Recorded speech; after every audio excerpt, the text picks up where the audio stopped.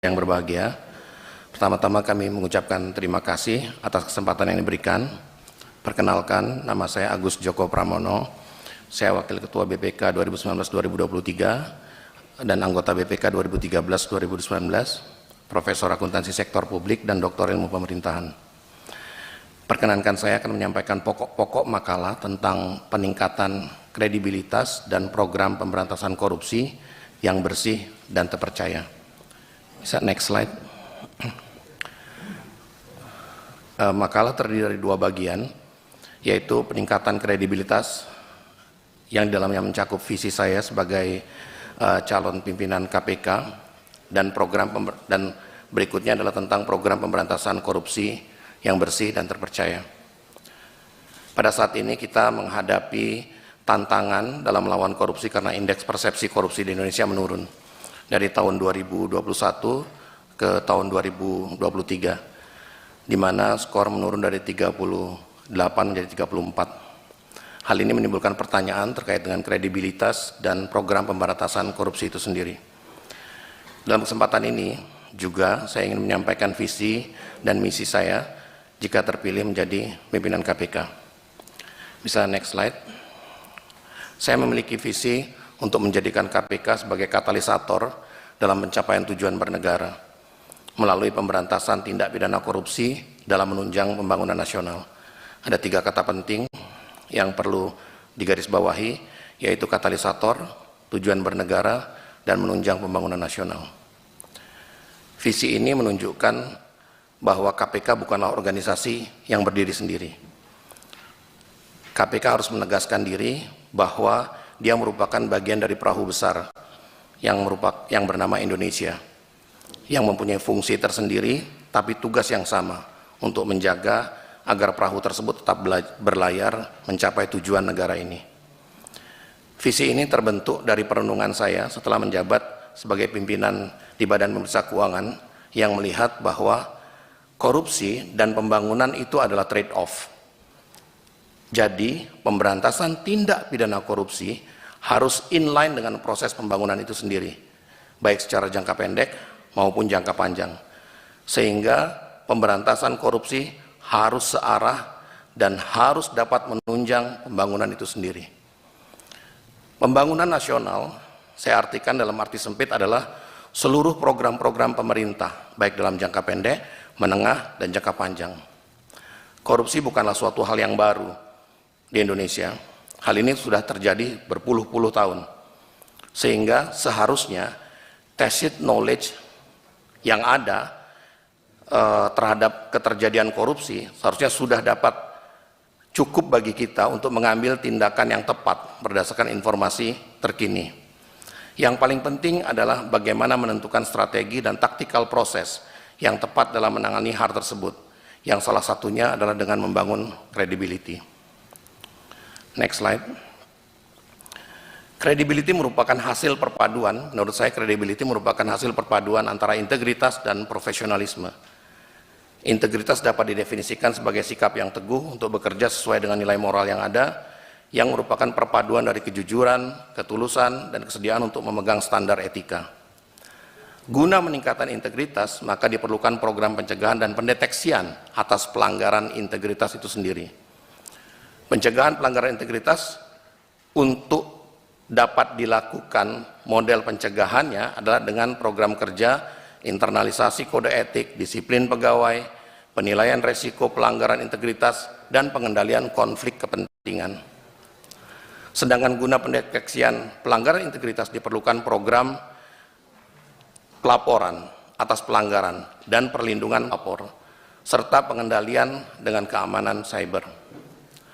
Sedangkan profesionalisme didefinisikan sebagai pelaksanaan pekerjaan yang didasarkan pada kompetensi yang cukup, yang didasarkan pada standar operasional kerja yang baku, serta penerapan standar etika yang cukup. Slide berikutnya. Berdasarkan hal tersebut, maka strategi peningkatan kredibilitas adalah dengan cara penguatan standar kerja dengan menggunakan digital enterprise architecture, meningkatkan kapasitas dan kualitas SDM, peningkatan sistem pengawasan internal yang disertai dengan whistleblowing system dan anti retaliasi, serta dengan menggalakkan kerjasama baik secara nasional maupun internasional guna meningkatkan kompetensi. Next slide. Dalam konteks program pemberantasan korupsi, maka perlu difahami terkait dengan pendefinisian pemberantasan korupsi itu sendiri menurut undang-undang. Berdasarkan undang-undang, definisi pemberantasan korupsi, tindak pidana korupsi adalah serangkaian tindakan untuk mencegah dan memberantas tindak pidana korupsi melalui upaya koordinasi, supervisi, monitoring, penyelidikan, penyidikan, dan seterusnya, dan melibatkan peran serta masyarakat berdasarkan peraturan perundang-undangan. Next slide. Pengalaman kami sebagai auditor yang melakukan perhitungan kerugian negara, beberapa tipologi korupsi secara umum dapat dikelompokkan menjadi 3 keadaan besar. Yang pertama adalah big spender markup, yang kedua adalah revenue markdown, yang ketiga license and permit abuse of authority. Lalu bagaimana strategi saya dalam bidang pencegahan tindak pidana korupsi yang akan terjadi? Next slide.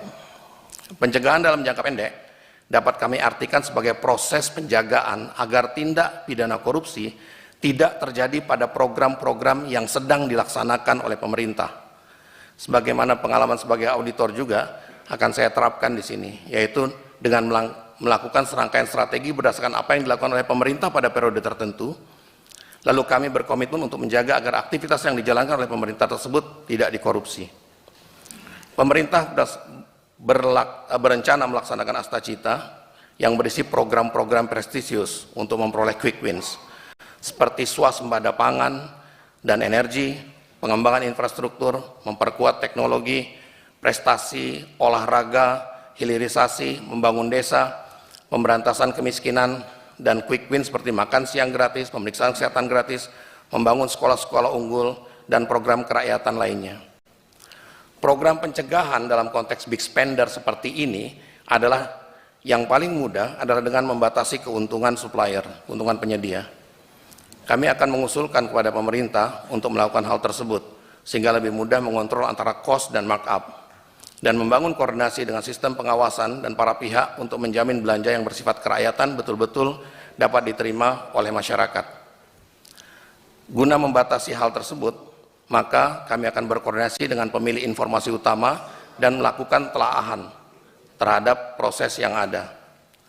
Sedangkan untuk revenue markdown, yang paling penting dilakukan adalah profiling daripada revenue streaming sangat diperlukan, sehingga kita mengetahui secara umum seharusnya berapa penerimaan yang dapat diperoleh oleh industri tertentu, dan menggunakan artificial intelligence dan data-data publik yang ada untuk melakukan mitigasi terhadap revenue markdown. Sedangkan untuk license dan permit, yang paling penting adalah imparsialitas yang harus tetap dijaga dan membuat proses ini menjadi lebih transparan. Next slide. Sedangkan strategi jangka panjang dalam program pencegahan adalah dengan terus menggalakkan sistem pelaporan LHKPN yang terintegrasi dengan informasi-informasi yang ada di lapangan. Kemudian program edukasi secara umum dan kampanye anti korupsi. Dalam konteks pencegahan juga termasuk di dalamnya melaksanakan tugas KPK untuk memonitoring atas proses administrasi di lembaga negara, sehingga melakukan perbaikan standard operation procedure. Perlibatan organisasi profesi akan dilakukan dalam proses pencegahan. Dalam seluruh proses pencegahan akan dilakukan koordinasi dengan instansi-instansi terkait. Selanjutnya, di titik pemberantasan tindak pidana korupsi adalah menindak tindak pidana korupsi yang sudah terjadi. Pada titik ini KPK harus bekerja sama dan berkoordinasi dengan kepolisian, kejaksaan, Mahkamah Agung, Badan Pengendalian Pembangunan dan Investigasi Khusus, dan Badan Pengawas Keuangan dan Pembangunan, serta satuan pengawas internal masing-masing, kementerian negara lembaga, serta pemerintah daerah. KPK juga harus menggunakan laporan hasil pemeriksaan yang dilakukan oleh Badan Pemeriksa Keuangan untuk membangun kasus dan melakukan profiling terhadap risiko keterjadian tindak pidana korupsi. Selanjutnya, proses pemberantasan dapat dilakukan dengan meningkatkan proses pembentukan pelaporan kinerja yang menjamin adanya oversight, sehingga independensi KPK tetap terus dijaga. Model reward and punishment yang kuat, membentuk majelis etik yang kuat. Melakukan pola evaluasi yang menjamin tindak lanjut dan perbaikan. Demikian yang dapat saya sampaikan. pada kesempatan ini semoga menjadi pertimbangan pimpinan. Billahi taufik walhidayah. Assalamualaikum warahmatullahi wabarakatuh. Terima kasih. Waalaikumsalam warahmatullahi wabarakatuh. Ini sebelumnya breaking news, Indonesia menang 1-0. Dari Marcelino, ya. Semoga bisa nambah lagi nih. Ini berkahnya Pak Agus Joko juga nih. Ya, jadi kita rapat malam ini walaupun ngantuk riang gembira. Bukan begitu Pak Hinca? Langsung Pak Hinca berkenan menyampaikan pendalaman. Terima kasih pimpinan. Terima kasih untuk Indonesia untuk sementara unggul 1-0. Pimpinan Komisi 3 dan para anggota Komisi 3 yang sangat saya hormati, Saudara calon pimpinan KPK Agus Joko Pramono. Ini yang terakhir, yang ke-10, dan kami masih on fire ini. Sejak kemarin tidak ada sedikit pun merasa kelelahan, malah terus bersemangat karena kita ingin mendapatkan 5 anak bangsa yang terbaik untuk memimpin KPK 5 tahun ke depan. Kami ikuti makalahnya, juga presentasinya, tanpa harus berpihak kepada Anda, tapi kelihatannya presentasinya sangat menarik untuk diikuti jalan pikirannya, karena mengagetkan saya paralel dengan astacitanya pemerintahan yang sekarang. Dengan begitu kelihatannya seiring sejalan. Namun demikian saya ingin dulu mengikuti jalan pikiran soal strategi peningkatan kredibilitas KPK. Ada 5, mulai dari penguatan digital sampai kerjasama nasional. Saya tertarik yang poin D, whistleblowing system dan anti retaliasi. Ini yang buat saya ini penting karena memang tanpa peran serta sang pelapor atau sang yang memberi peniup memberi informasi, whistleblower ini, maka kurang sempurna kekuatan itu. Jadi saya setuju strategi itu dengan 5 jari strateginya. Nah, sebagai seorang politisi saya percaya betul juga tentang sistem ini. Saya coba mencari rekam jejak Saudara Agus Joko Pramono. Dari 10 ini teman-teman sekalian, saya menemukan satu jurnal anti korupsi, namanya Integritas. Di volume 9 nomor 2 tahun 2023 halaman 195 sampai 212. Saya coba ikuti jalan pikiran ini dan saya baca sebentar. Judulnya penerapan whistleblowing system di instansi pemerintah sebagai inisiatif gerakan anti korupsi di Indonesia. Saya tidak tahu apakah waktu ngambil nomor itu dan kemudian judul ini nyambung ke sini. Tapi saya pikir ini penting untuk melengkapi pemahaman kami terhadap 10 calon ini, mana yang paling terbaik mengisi kekurangan di dalam KPK. Karena bagi saya KPK itu adalah sebuah power yang sangat besar yang diamanahkan oleh konstitusi dan undang-undang, diberikan kepada 5 orang putra terbaik bangsa untuk menjaga kedaulatan negara, untuk tidak bocor kerugian atau menimbulkan kerugian APBN kita. Nah, karena itu pertanyaan saya adalah, persoalan paling mendasar dari whistleblowing system selama ini adalah jaminan perlindungan terhadap pelapor yang masih sangat rendah.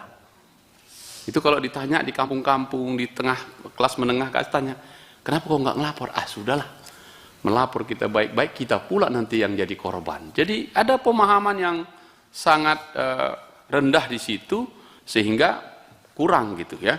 Jaminan terhadap anonimitas seorang pelapor kerap tidak terpenuhi. Sekalipun sudah dikirim kata kita jamin si pelapor, tak terpenuhi. Pertanyaan saya, apa strategi saudara untuk menjamin perlindungan tersebut? Karena 5 strategi tadi salah satunya adalah whistleblowing tadi. Nah, saya mau kasih bola ini, terima kasih nih pimpinan karena udah disebut-sebut ini, mumpung menang ini Indonesia.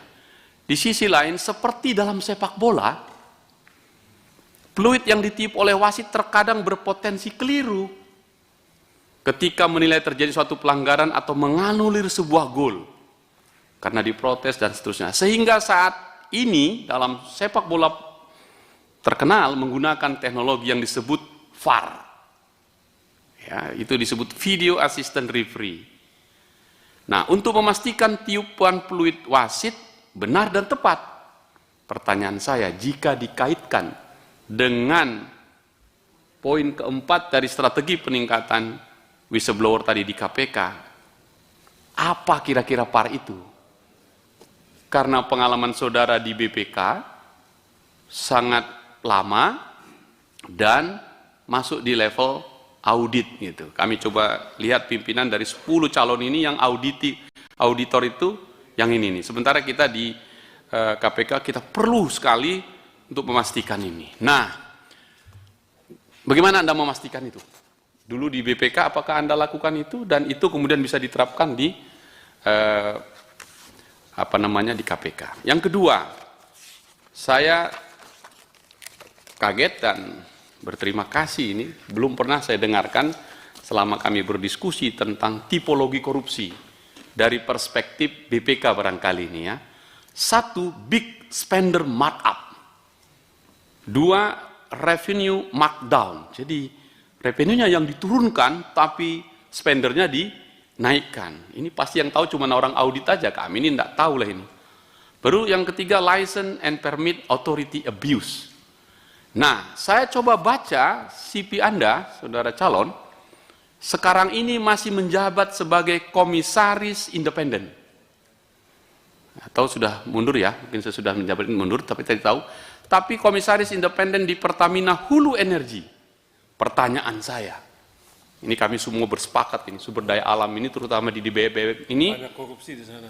Wah, banyak korupsi di sana. Seandainya Anda punya pengalaman di BPK dan juga di Pertamina Hulu Energi masuk ke BPK, apakah juga Anda membawa PR besar korupsi yang paling banyak tadi di tempat yang kita sebutkan tadi? Dugaan kami selalu begitu, big spender markup. Pengadaan ini, ribuan triliun itu kalau dikumpul seluruh Pertamina dari hulu ke energi, ke hilir. Pertanyaan saya, mohon dijelaskan nanti, betulkah tipologi korupsi yang ini Anda akan angkat dengan kemampuan dan pengalaman itu, membersihkan satu BUMN saja saya kira sudah bisa menutup APBN kita sebegitu besar. Nah, oleh karena itu pertanyaan saya, apakah tipologi korupsi ini yang tadi disusunkan dengan Astacita itu bisa menyelamatkan keuangan negara yang oleh Presiden berkali-kali diucapkan termasuk pidato pelantikannya, bocor, bocor, dan bocor itu. Saya berhenti di situ, mudah-mudahan bisa dijawab dengan sangat baik dan meyakinkan kami, Anda adalah satu dari antara 5 yang barangkali akan disepakati untuk memimpin KPK ke depan. Karena power terbesar harus diberikan oleh Komisi 3 dan tinggal menunggu waktu saja. Bisa Anda yang terpilih, bisa juga tidak. Terima kasih pimpinan. Terima kasih. Berikutnya PAN, siap-siap PKS.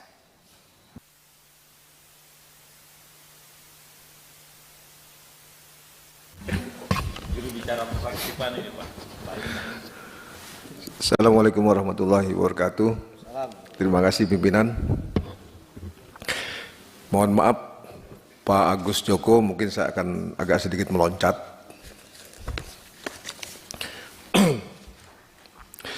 Yang sering kita saksikan bahwa penindakan yang dilakukan oleh KPK itu selalu dengan OTT, operasi tangkap tangan. Mungkin OTT itu hanya bisa dilakukan pada kasus-kasus suap, gratifikasi, pemerasan, dan sebagainya. Selama ini kita jarang sekali melihat penyidikan yang dilakukan oleh KPK itu berdasarkan hasil penyelidikan yang dilakukan secara panjang, terencana, sehingga menghasilkan sebuah kasus yang bisa diproses. Misalnya yang dimulai dengan pengaduan masyarakat, misalnya laporan, atau mungkin pengembangan hasil dari pemeriksaan dilakukan oleh BPKP ataupun BPK. Itu jarang sekali kita lihat. Sementara, mohon maaf, aparat penegak hukum lain sudah memanfaatkan ruang itu untuk melakukan pemberantasan korupsi. Nah, Bapak sebagai pejabat yang ada di BPK, apakah pada saat Bapak di sana, laporan-laporan itu tetap disampaikan ke KPK? KPK mempunyai tugas koordinasi supervisi. Artinya koordinasi dan supervisi itu bukan hanya dilakukan untuk penegakan hukum saja. Koordinasi dalam rangka mencari informasi, koordinasi dalam rangka penyelidikan yang akhirnya menghasilkan sebuah kasus. Nah, ketika nanti Bapak memimpin, saya rasa tidak akan sulit Bapak untuk meliniarkan hubungan antara KPK dengan BPK. Saya yakin setiap penyimpangan BPK akan lebih tahu lebih dulu dari KPK. Mungkin ini akan terjadi koordinasi yang sangat baik, sehingga yang akan datang penindakan oleh KPK itu akan lebih elegan, Mbak. Tidak rangkap tangan yang cuma 25 juta, 50 juta. Itu mungkin bisa dilakukan oleh polsek-polsek saja. Itu yang saya harapkan. Saya nanti minta ketegasan dari Bapak bahwa Bapak akan sungguh-sungguh untuk melaksanakan penindakan yang bersumber dari laporan masyarakat maupun laporan dari BPKP atau BPK. Terima kasih, Pak. Terima kasih Pak Endang Agustina dari Partai Amanat Nasional. Berikutnya dari Partai Keadilan Sejahtera, siap-siap dari PKB. Pak Nasir Jamil.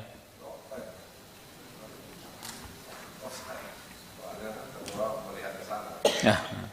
Terima kasih Ketua, terus terang memang agak buyar saya karena kemenangan Indonesia 1-0 terhadap Arab Saudi. Begitupun saya berusaha untuk konsentrasi. Bapak Ibu anggota Komisi 3, saudara calon yang saya hormati. Terima kasih pemaparan yang disampaikan tadi dan juga saya sudah membaca jejak rekam saudara calon. Dan satu di antara yang mengganggu pikiran saya adalah ketika saudara calon itu diisukan ya dengan adanya transaksi transaksi janggal ya. Bukan ganjar, janggal senilai 115 miliar di BPK. Dan saudara memang pernah membantah dan menegaskan tidak pernah ada pemeriksaan dan konfirmasi dari PPATK. Oleh karena itu dalam kesempatan ini ya, karena latar belakang saudara calon adalah seorang auditor dan juga profesi terakhir sebagai wakil ketua BPK, maka sangatlah diharapkan keterangan dari saudara calon terkait dengan isu tersebut ya.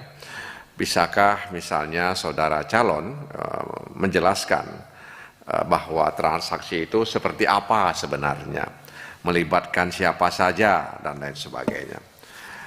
Itu saudara calon satu di antara yang kami tanyakan ya, terkait dengan latar belakang dan profesi terakhir yang saudara calon miliki.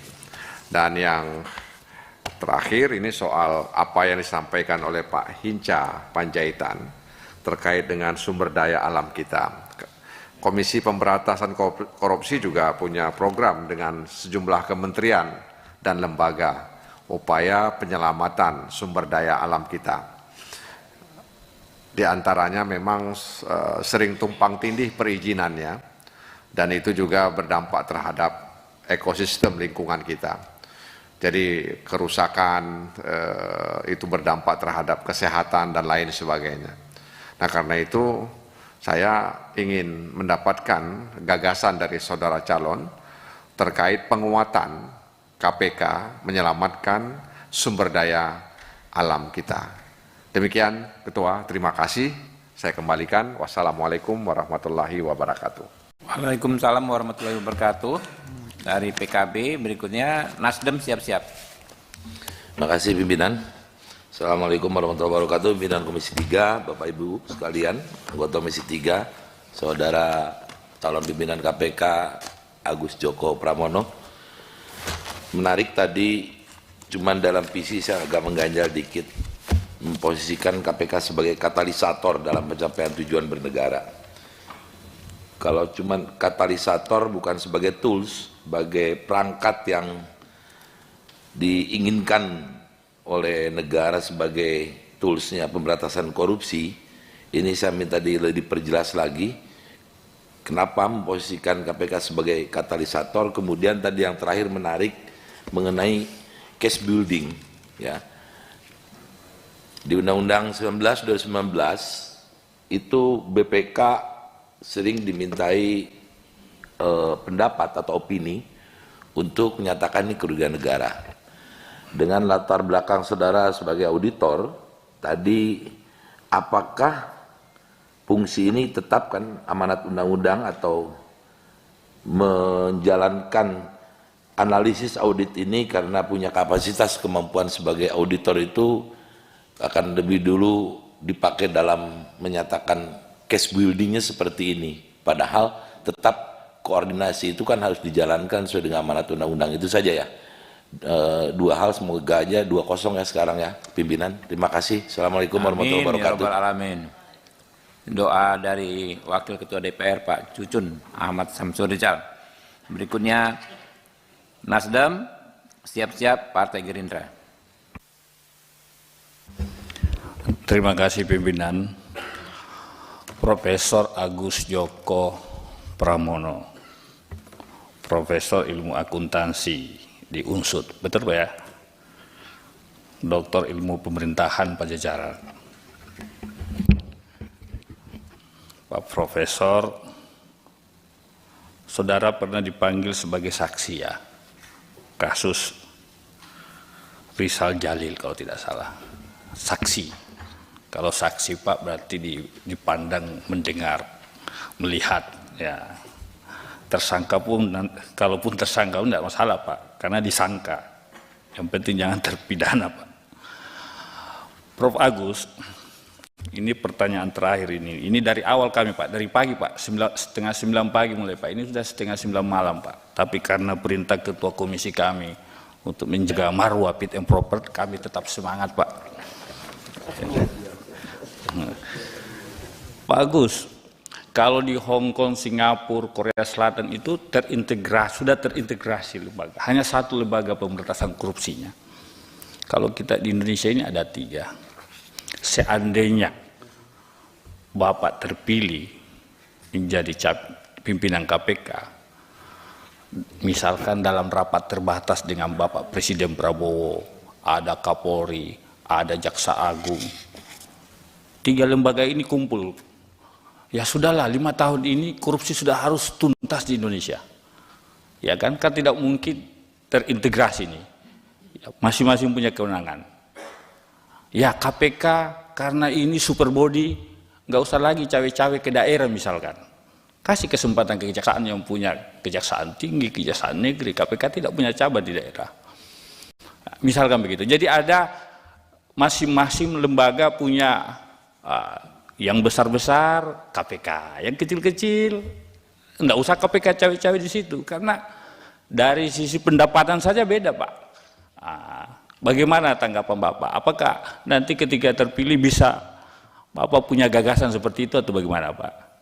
Supaya betul-betul ada target bahwa pemberantasan korupsi 5-10 tahun di Republik ini insya Allah tuntas. Kira-kira begitu. Terima kasih pimpinan. Berikutnya Partai Gerindra, tadi Pak dari Nasdem, sekarang Partai Gerindra. Terima kasih. Siap Golkar ya. Terima kasih pimpinan. Assalamualaikum warahmatullahi wabarakatuh. Salam sejahtera untuk kita semua. Pimpinan dan anggota Komisi 3 yang saya hormati, calon pimpinan KPK yang saya hormati, saya langsung saja sama pertanyaan. Saya ada 2 pertanyaan di sini, Pak Profesor Agus. Yang pertama, menurut Anda bagaimana pelibatan profesi dalam pemberantasan korupsi di Indonesia? Dan yang kedua, banyak kasus yang memunculkan kerugian perekonomian negara yang besarannya ratusan triliun. Pertanyaannya, menurut Anda, bagaimana implementasi perhitungan kerugian perekonomian negara diterapkan dalam tindak pidana korupsi? Sekian, pimpinan. Terima kasih. Terima kasih Pak Martin Tumbalaka. Terima kasih juga tadi terhadap Pak Rudi Lalo dari Nasdem. Sekarang Partai Golkar, siap-siap PDI Perjuangan. Ya, terima kasih Ketua. Saudara calon di sini. Kalau kita bicara tentang korupsi, tentu kita harus membagi dulu. Ada yang lahir dari memperdagangkan pengaruh, ya. Apakah itu melahirkan kebijakan atau keputusan yang ujungnya adalah suap. Yang kedua adalah melalui kebocoran anggaran. Presiden Prabowo Subianto berkali-kali mengatakan dan mengungkapkan kebocoran kita di APBN sudah luar biasa. Ya. Hampir 40%. Jadi kalau sekarang anggaran APBN itu 3.621 triliun, maka kurang lebih 1.400 triliun setiap tahunnya. Ya. Sementara hutang kita itu kita minus per tahun itu 400 sampai 600 triliun. Ya. Barangkali kalau tidak bocor, IKN bisa dibangun karena butuh 700 triliun. Ya. Nah, pertanyaan saya sebagai auditor, sebagai mantan wakil ketua BPK, tentu sudah melihat dengan gamblang dan telanjang buku Republik Indonesia ini. Ya. Tentu ada merah, ada biru. Tentu semua raport kementerian lembaga sudah ada dalam kantong saudara calon. Pertanyaan saya adalah sebagai pimpinan KPK nanti, bagaimana peran penting yang harus saudara calon lakukan? Ya. Kalau yang nangkap-nangkap udahlah urusan polisi jaksa aja. Tapi KPK bagaimana mencegah kebocoran 40% atau 1.400 triliun per tahunnya ini agar tidak bocor. Dari mulai perencanaan, pengalokasian, sampai pelaksanaan. Ya, perencanaan itu ada di kementerian lembaga, kemudian dirapatkan di Bappenas. Ya. Pengalokasian ada di sini, di parlemen, dan pelaksanaan eksekusi ada di kementerian lembaga. Dan BPK adalah yang mengawasi. Yang saya heran justru kementerian-kementerian lembaga yang sering dapat raport biru, apa istilahnya? Kalau BPK, WTP, itu justru terlibat masalah terjadi korupsi besar. Misalnya di Komdigi, ya, dan beberapa kementerian lain. Bagaimana saudara calon menjelaskan ini? Yang terakhir, bagaimana nanti saudara calon menyelesaikan orang-orang yang sudah terlanjur di TSK-kan, yang jumlahnya mungkin puluhan, yang sudah 2 tahun lebih ini masih menyandang status TSK, bahkan sudah ada yang meninggal. Meninggal pun harusnya KPK menjelaskan apakah yang bersangkutan tidak bersalah atau tetap bersalah. Ya, karena undang-undang kita yang KPK yang baru itu maksimum 2 tahun harus sudah kejelasan statusnya. Kalau tidak bisa dituntaskan ya di SP3. KPK diberi kewenangan untuk itu di undang-undang KPK yang baru. Silakan, terima kasih pimpinan. Assalamualaikum warahmatullahi wabarakatuh. Breaking news lagi, sudah 2-0 guys. Alhamdulillah. Ya, Gus Abduh tolong zikirnya dikencengin lagi. Yang dari PKB ya, ada Pak Cucun ya. Sudah 2-0. Waduh. 2 pertanyaan dari Pak Bamsud, 2 gol. Oke. Ya. PDI Perjuangan, silakan.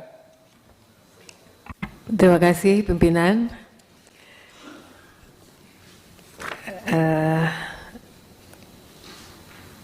Ini langsung ya Pak. Langsung Mbak Dewi. Bapak calon pimpinan KPK maupun calon komisioner KPK Bapak Agus Joko Pramono. Di sini korupsi terjadi karena adanya bad people yang terdiri dari corruption by need dan corruption by greedy. Selain itu juga karena corruption by system. Dari ketiga faktor tersebut, menurut Bapak mana yang eksis di Indonesia ini Pak? Dan bagaimana langkah yang Bapak lakukan untuk mengatasinya Pak? Terima kasih. Oke. Teman-teman, kita masih punya keleluasan waktu ya, sampai mungkin 35 menit ke depan. Jadi kita buka lagi. Pak Rofiki, silakan nanti sebelah kiri. Pak Beni, perkenan. Oke, Pak Beni. Terima kasih pimpinan. Assalamualaikum warahmatullahi wabarakatuh. Pimpinan dan anggota Komisi 3 yang saya hormati, Pak Agus Joko Pramono yang saya hormati, saya tidak panjang lebar Pak, hanya 2 pertanyaan karena kita baru unggul 2-0. Kalau 3-3 nih Pak, ini cuma baru unggul 2, ini cuma 2 aja. Tadi dalam paper Pak, Anda menjelaskan tentang digital enterprise arsitektur dalam perbaikan pelaksanaan tugas KPK. Nah, pertanyaannya Pak, bagaimana hal itu bisa memperbaiki kinerja KPK? Yang kedua Pak, bagaimana pendapat Anda pada proses pemberantasan korupsi yang menghambat proses pembangunan? Itu saja pimpinan, terima kasih. Assalamualaikum warahmatullahi wabarakatuh. Ya, berikutnya Pak Beni Kabur Harman, setelah itu Pak Sudison Tandra dari Golkar. Baik, terima kasih Pak Ketua, Bapak Ibu dan calon pimpinan KPK yang saya hormati. Saya mengikuti presentasi yang Pak Agus sampaikan tadi. Saya ingin tahu pendapat Bapak. Korupsi di Indonesia ini seperti apa?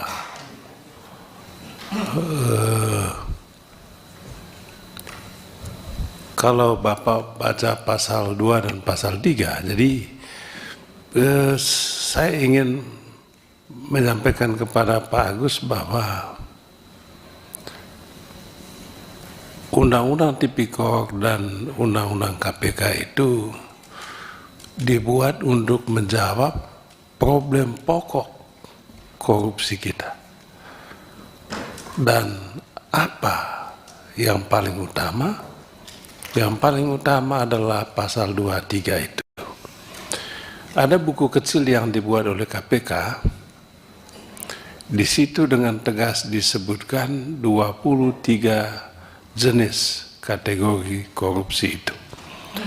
Tetapi singkatnya ada yang merupakan pokok, sedangkan yang lain-lain itu adalah cabangnya.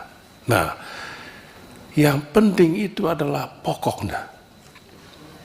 Itulah sebabnya Undang-Undang Tipikor itu dengan sengaja mendefinisikan korupsi itu adalah kejahatan luar biasa. Satu. Yang kedua, itulah juga sebabnya di dalam Undang-Undang KPK itu ditegaskan bahwa lembaga penegak hukum yang ada saat ini semuanya sudah korup. Bukan saya yang ngomong, suka atau tidak suka, itu yang terjadi. Kejaksaan, kepolisian. Maka dirumuskan soal koordinasi supervisi yang paling penting. KPK menangani kasus di atas 1M. Polisi dengan jaksa itu hanya untuk 1M ke bawah. KPK punya posisi agak lebih tinggi. mensupervisi. Itu formulasi di dalam Undang-Undang KPK, mensupervisi. Bahkan mengambil alih. Bayangkan, supervisi dan mengambil alih. Ini yang gagal dilakukan oleh KPK selama ini. Mengapa gagal? Sumber kegagalan itu bukan pada KPK, tapi pada perlawanan terhadap KPK oleh dua institusi ini. Pertanyaan saya, Bapak, yang berkaitan dengan ini, kalau Bapak terpilih nanti jadi pimpinan KPK, fokus atau strategi apa yang Bapak tempuh untuk bisa mengatasi pokok korupsi itu? Jadi pokok korupsi itu adalah abuse kekuasaan. Persis abuse kekuasaan itulah yang didefinisikan oleh Presiden Prabowo, sehingga sampai pada kesimpulan yang tadi Mas Bambang sampaikan, 40% APBN itu loss. Sumbernya adalah abuse kekuasaan. Berarti yang punya kuasa, Pak. Nah, pertanyaan saya tadi itu, gimana Bapak melakukan itu nanti? Terima kasih, Pak. Ya, terima kasih Pak Beni Karman, Pak Sudison Tandra. Terus berikutnya ada lagi, ya Pak Gilang, silakan. Terima kasih pimpinan, selamat malam. Pak Agus Joko Pramono. Tadi yang sudah dikemukakan oleh Pak Beni itu, Pak. Korupsi ini kita definisikan merupakan extraordinary crime. Tadi saya menggunakan kata kita, Pak. Bangsa ini. Ya kan? Politik hukum kita arahnya jelas, yaitu memberantas korupsi. Saya melihat makalah Pak Agus ini bagus sekali, Pak. Tapi kalau saya melihat ini cenderung textbook, Pak. Ada dua alasannya, Pak. Pertama, Bapak adalah mantan anggota BPK, bahkan sampai ke jabatan tertinggi, yaitu wakil ketua, Pak. Tugas dari BPK itu adalah mengawasi, ya kan, keuangan. Keuangan itu adalah sentralnya. Bangsa kita ini ibarat tubuh kita tuh, uang itu darahnya, Pak. Dan tadi di dalam buku ini Bapak sudah ngomong indeks korupsi itu dari 38 kemudian menjadi 34, turun, Pak. Nah, pertanyaan saya adalah apa yang menjadi alasan sehingga dapat membuat anggota Komisi 3 ini atau DPR ini memilih Bapak menjadi salah seorang anggota KPK. Yang kedua, Pak, berkaitan dengan extraordinary crime yang syarat hubungannya dengan politik, syarat hubungannya dengan kekuasaan seperti tadi dikatakan oleh senior saya Pak Beni itu. Ada dugaan-dugaan yang yaitu ini. Bapak ada laporan, ada ini. Pertanyaan saya adalah, dengan seperti ini, apakah Bapak berani mengambil satu tindakan? Ya kan? Tadi Pak Beni sudah sampaikan, korupsi itu berkaitan sama kekuasaan, abuse of power. Bapak mau menyikat itu. Masalah yang berkaitan dengan kekuasaan tadi. Pertanyaannya, apakah Bapak berani mengambil tindakan itu? Sekian, terima kasih. Ya, Pak Gilang. Berikutnya, Pak Rizky Faisal, berkenan. Ya, Pak Gilang. Terima kasih Ketua. Assalamualaikum warahmatullahi wabarakatuh. Saudara Agus Joko Pramono, tadi saya baca makalahnya di halaman 5 terkait dengan kerjasama nasional dan internasional. Ini ada yang menarik di sini saya ingin tanyakan. Apabila nanti saudara terpilih menjadi pimpinan KPK, kira-kira dengan agenda strategi peningkatan ini seperti apa nanti saudara mendorong dalam hal pengembalian aset hasil korupsi yang disimpan di luar negeri? Dan juga tadi saya juga emang sedikit tertarik sama penguatan digital enterprise architecture. Ini seperti apa? Apakah nantinya akan menggunakan sistem atau menggunakan AI atau seperti apa? Dan juga saya ingin tahu pendapat Bapak terkait dengan tindak pidana korupsi yang menggunakan Bitcoin dan juga menggunakan kripto-kripto lainnya ke depan, dan juga seperti apa strateginya kalau saudara terpilih menjadi pimpinan. Terima kasih. Ya, masih ada lagi rekan-rekan? Ya, Pak Beni Utama, silakan. Saya kencing dulu. Pak Beni. Terima kasih pimpinan. Saya melihat ada pemberantasan tindak pidana korupsi, itu salah satu dari Bapak Agus tadi adalah menggunakan laporan hasil pemeriksaan Badan Pemeriksa Keuangan atau BPK. Yang pertama saya ingin sampaikan, secara akuntansi rata-rata pemerintah baik di daerah, provinsi dan pusat itu sudah statusnya sudah WTP. Barangkali sudah lebih 90% berstatus WTP. Wajar tanpa pengecualian. Bukan berarti kerugian negara tidak ada. Kemudian kalau hasil audit BPK yang akan kita gunakan, dalam audit BPK itu juga ada ruang kesempatan untuk melakukan pengembalian terhadap kerugian negara. Kalau tidak salah 60 hari ya Pak, 60 hari. Jadi sejauh mana ini kira-kira laporan hasil pemeriksaan Badan Pemeriksa Keuangan ini bisa kita gunakan? Karena ada ruang-ruangnya. Ya, walaupun kita tahu menutup kerugian negara itu juga tidak menghapus tindak pidananya. Nah, ini kan persoalan lagi.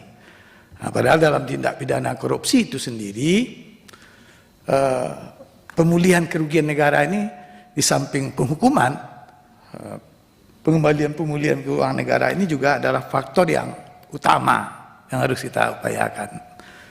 Nah, kira-kira bagaimana efektifnya nih Pak laporan hasil pemeriksaan ini? Pertama tadi saya sampaikan, saya lebih dari 90% birokrasi kita ini statusnya itu sudah WTP. Artinya secara akuntansi sudah memenuhi kriteria. Kemudian ada ruang lagi yang 60 hari tadi untuk mengembalikan kerugian negara tadi. Jadi ini barangkali perlu juga pendalaman atau penjelasan dari Pak Agus ini. Terima kasih Pak. Ya, oke. Kalau sudah tidak ada lagi, Pak Rikwanto, cukup? Ya, silakan Pak Rikwanto. Terima kasih Pak Ketua. Mungkin saya perlu tanya sedikit saja, Prof. Agus. Kira-kira Prof bisa mendeteksi nggak di kementerian lembaga kalau ada indikasi akan korupsi, potensi akan korupsi dari belanja modal gitu ya, sehingga bisa ditegur atau digiring-giring supaya di OTT ya. Ini kira-kira gitu ya, soalnya ini mesti komprehensif tadi, menghindari kebocoran itu Pak Agus. Terima kasih. Oke ya teman-teman ya, tadi Pak banyak sekali Pak pertanyaan dari rekan-rekan. Silakan Pak Agus dijawab waktu kita masih sangat leluasa Pak. Mau sampai jam 24 sebetulnya nggak apa-apa juga. Silakan Pak.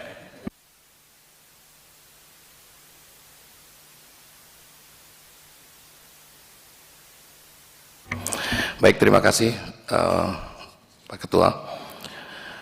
Pertama-tama saya akan menjawab agak sedikit random, tapi saya akan memulai dari yang pertanyaan hal negatif dulu, karena ini masalah klarifikasi.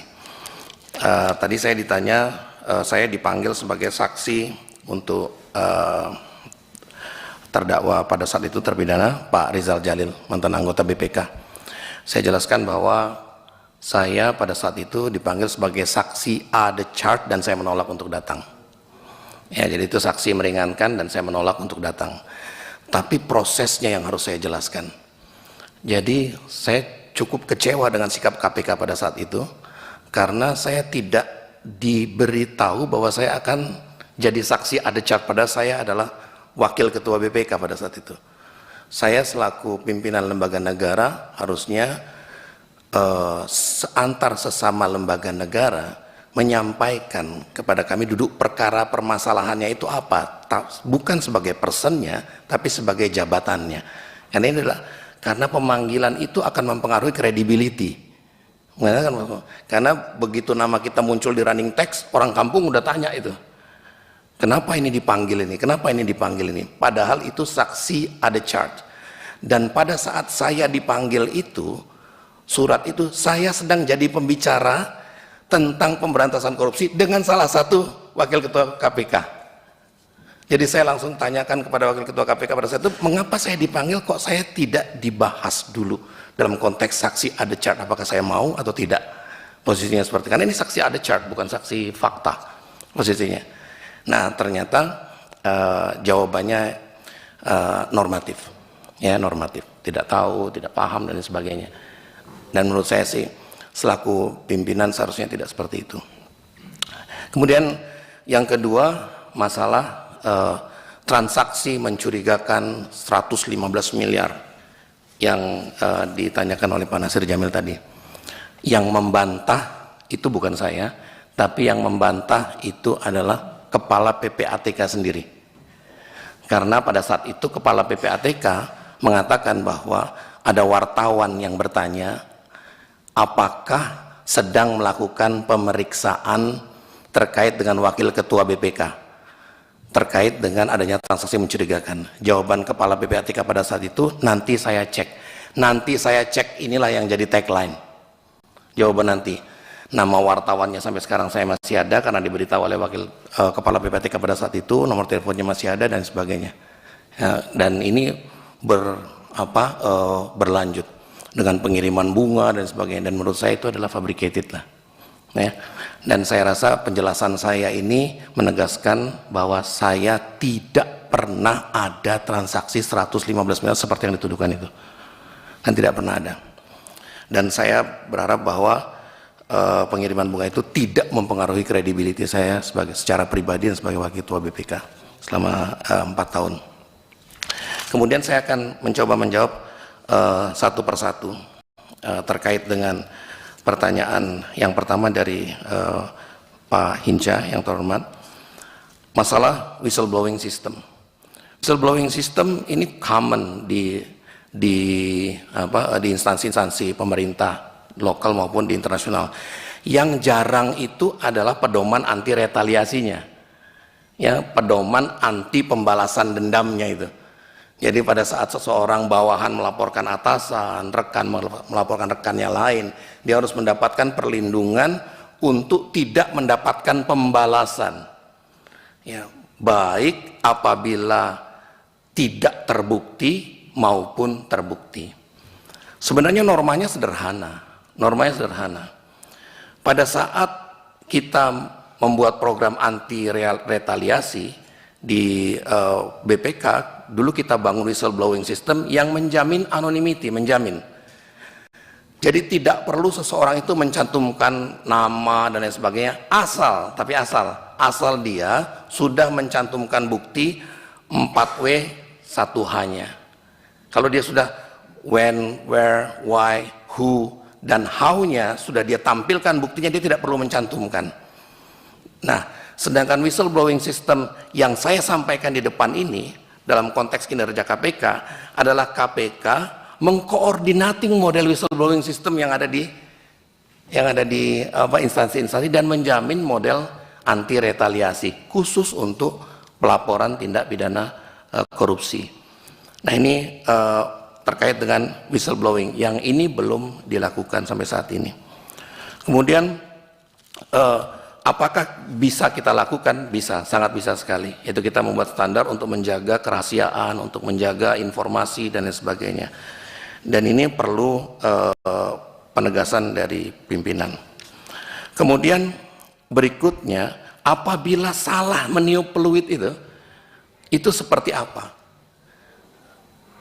Anti retaliasi tidak mengizinkan orang memfitnah. Tidak mengizinkan, itu bukan konteks fitnahan. Jadi peniup peluit juga harus menunjukkan fakta dan bukti. Ya, tidak harus menunjukkan fakta dan bukti bahwa dia memang mengetahui keterjadian itu dengan menampilkan bukti-bukti yang cukup atau tidak cukup. Tapi semua informasi harus berdasarkan fakta. Yang tidak berdasarkan fakta bisa saja diambil tindakan berikutnya. Karena kita juga tidak mentolerir adanya fitnah. Tidak mentolerir adanya fitnah. Lalu kemudian berikutnya terkait dengan model tipologi korupsi. Yang mengembangkan pertama kali ini Edgar Hoover, former FBI, pendiri FBI, bahwa dia mengatakan dalam konteks korupsi secara umum dapat kita kelompokkan menjadi big spender markup, revenue markdown, kemudian ada abuse of power dalam authority dalam license and permit, pemberian izin dan permit. Nah, dalam konteks pencegahan, normanya big spender markup itu adalah mau memperoleh keuntungan yang sangat besar, yang lebih besar daripada harga pokoknya. Berdasarkan sistem informasi yang ada sekarang ini, sebagai pemerintah, sebagai negara, kita seharusnya dengan mudah dapat mengetahui berapa sebenarnya cost daripada suatu unit tertentu. Dan dengan demikian, yang paling mudah melakukan pencegahan dalam konteks big spender markup ini adalah dengan melakukan pembatasan keuntungan. Ini proses pencegahan yang paling mudah. Berapa sebenarnya? Sehingga kesalahan atau tidak itu dapat dibuktikan dengan apakah sedemikian besarnya keuntungan itu atau tidak. Seperti itu. Jadi posisi ini akan lebih mudah karena pembuktian dalam konteks perbuatan melawan hukum dikaitkan dengan pihak-pihak yang memanfaatkan daripada uang ini, itu sangat memakan waktu lama. Jadi dalam konteks pencegahan harus dilakukan demikian. Lalu bagaimana kita, tadi ada pertanyaan, bagaimana sih mengetahui adanya simptom suatu instansi itu melakukan pidana korupsi dalam pengadaan barang dan jasa atau tidak. Kami pernah melakukan ini dan kami presentasikan di Rusia pada waktu INCOSAI, International Congress on Supreme Audit Institution, bahwa barang yang dibeli oleh pemerintah itu dengan mudah kita crawling di internet saja berapa sebenarnya harganya. Ini pakai AI. Kita crawling di internet, unit barang ini berapa harganya, unit barang ini, dan ditemukan kira-kira dalam barang-barang tertentu, tidak semuanya, itu sampai pada 30% selisihnya. Ya, jadi harga nah pertanyaannya, apakah kita mengizinkan untuk memberikan keuntungan 30-40% ini posisinya. Jadi ini modeling sederhana untuk mengetahui apakah ada simptom permasalahan dalam big spender markup ini. Kemudian pertanyaan Pak Wakil Ketua Pak Cucun, mengapa saya menggunakan kata-kata katalisator dalam membangun visi ini? Katalisator. Saya mempelajari berapa sih pegawai KPK. Totalnya 1.800 sekian. Penyidik 116. Terus mau sebagai apa? Korupsi dari Sabang sampai Merauke. Jadi yang paling mudah untuk dilakukan adalah mewarnai sistem. Itulah makanya saya mengatakan sebagai katalis. mewarnai sistem, karena kita juga punya fungsi untuk melakukan monitoring terhadap sistem administrasi yang ada di masing-masing instansi itu. Tinggal diambil secara AI, bagaimana model berpikirnya, lalu kemudian dibuat benchmarking secara keseluruhan, di benchmarking antar organisasi, sistem pengadaan di sini bagaimana, sistem pengadaan di sini bagaimana, seterusnya diambil semua, mau ribuan organisasi itu akan mudah kalau dilakukan dengan AI. Lalu kita lihat mana yang lebih dan mana yang kurang, sehingga kita bisa saling saling memperbaiki. Nah, makanya saya mengatakan lebih baik KPK mengambil peran sebagai katalis dalam konteks pemberantasan korupsi untuk mencapai tujuan bernegara. Tadi ada pertanyaan juga, ada pertanyaan apakah OTT ya penting? Apakah OTT penting? Saya ingin mengatakan bahwa saya akan berkonsentrasi pada case building. Saya akan, kalau ada OTT itu bonus. Dan saya tidak akan pernah merencanakan untuk OTT. Tidak akan pernah merencanakan untuk OTT. OTT muncul di fase penyelidikan. OTT itu muncul di fase penyelidikan.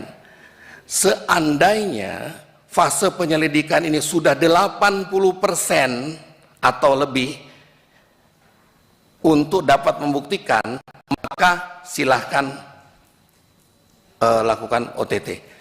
Tapi seandainya di dalam awal proses fase penyelidikan di OTT justru akan mengecilkan nilai case building yang sedang dibuat, karena kita tidak mempunyai data yang cukup untuk menersangkakan orang kecuali nilai suapnya saja. Jadi cenderung OTT di awal proses penyelidikan tidak akan dilakukan ya posisinya, karena saya akan berkonsentrasi pada case building. BPK setahun menerbitkan 1162 report yang di dalamnya isinya semuanya simptom. Semuanya simptom. Ada masalah ini, ada masalah ini, ada masalah ini, ada masalah ini, ada masalah ini. Dan saya rasa 116 penyelidik dan penyidik tadi apabila berkonsentrasi pada case-case besar di dalam 1162 report ini akan lebih mendapatkan hasil yang optimal. Kemudian ada pertanyaan terkait dengan model perhitungan kerugian negara. Apakah perhitungan kerugian negara itu juga termasuk dalam perhitungan perekonomian negara, kerugian perekonomian negara? Kami pernah diminta untuk menghitung kerugian yang diakibatkan karena kebakaran hutan di Riau pada saat itu. Saya selama menjadi wakil ketua BPK adalah orang yang bertanggung jawab untuk menandatangani perhitungan kerugian negara di BPK. Jadi kasus Jiwasraya dan kasus Asabri adalah case pertama saya dalam membangun case building yang bekerja sama dengan kejaksaan pada saat itu. Dan itu kita buat secara komprehensif dari titik A sampai Z, aliran, kemudian orang dan sebagainya. Karena saya ingin agar dua case ini menjadi momen dari 120 investigator yang ada di BPK, saya kerahkan 82 orang untuk mengerjakan dua kasus ini. Sedemikian rupa sehingga hampir tersedot semua. Karena saya ingin agar ini menjadi momentum dalam konteks mengetahui case building dalam bidang dalam bidang pasar modal sedemikian komprehensifnya. Jadi saya melihat bahwa dengan model kita menerapkan case building justru kita dapat yang besar-besar. Tadi ada pertanyaan juga, apakah saya akan berkonsentrasi pada case-case yang besar? Ya, saya akan berkonsentrasi pada case-case yang besar saja. Dan 116 penyelidik dan 116 penyidik tadi itu akan diarahkan untuk membangun case yang sudah simptomnya sudah kita dapatkan dari laporan-laporan. Itu laporan-laporan masih banyak. Karena saya sendiri yang bertugas menandatangani perhitungan kerugian negara. Bagus, bisa saya salah sebentar. Ya. Mohon maaf Pak Ketua. Ya, gimana Pak? Melalui pimpinan Pak, melalui pimpinan. Oh ya, izin Oke, Pak Pimpinan. ya, silakan. Tadi Simton ya, itu kan ada dua hal. Yang pertama dilihat ada indikasi, ada potensi. Kemudian dilakukan oleh penyelidikan oleh KPK. Sampai menemukan ini kira-kira terjadi nggak yang dimaksud dengan korupsi atau mengarah kepada korupsi. Atau diselidiki, Simton itu sudah berwujud terjadinya tindak pidana korupsi. Nah, kalau yang di awal tadi sudah atau masih berupa indikasi mau korupsi, apa yang dilakukan KPK? Pencegahannya di mana? Atau ditunggu saja sampai terjadi baru ditindak gitu. Ini pilihan-pilihan sulit, tapi pilihan ini harus dilakukan. Tunggu terjadi baru ditindak supaya gagah perkasa kita, atau akan terjadi langsung ada supervisi, teguran supaya jangan terjadi. Baik yang mana kira-kira yang dilakukan oleh KPK? Makasih. Oke, bisa langsung direspon Langsung Pak, respon. biar interaktif ya. Baik, kalau tindak pidana sudah terjadi langsung ditindak. Permasalahannya yang dibuat oleh BPK, laporannya itu adalah bukan laporan tentang keterjadian tindak pidana, tapi adalah laporan audit atas pemeriksaan pengelolaan keuangan negara.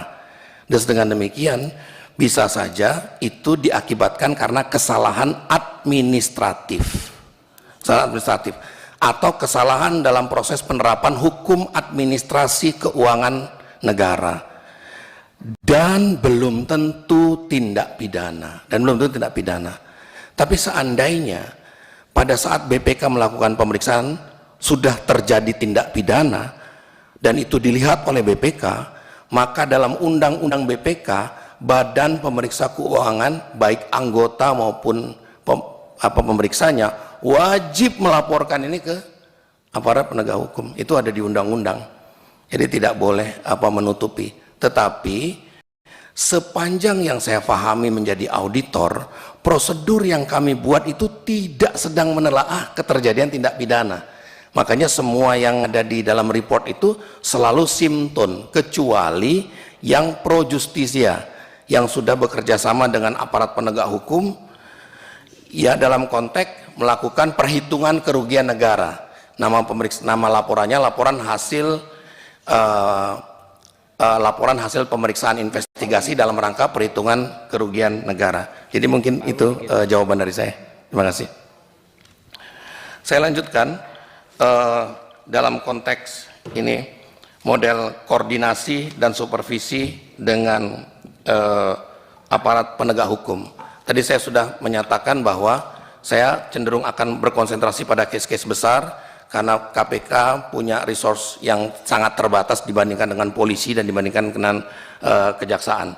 Lebih baik kita memilih case-case besar, dan saya rasa dengan pengalaman saya menjadi penghitung ratusan perhitungan kerugian negara, saya bisa mengarahkan model yang ada di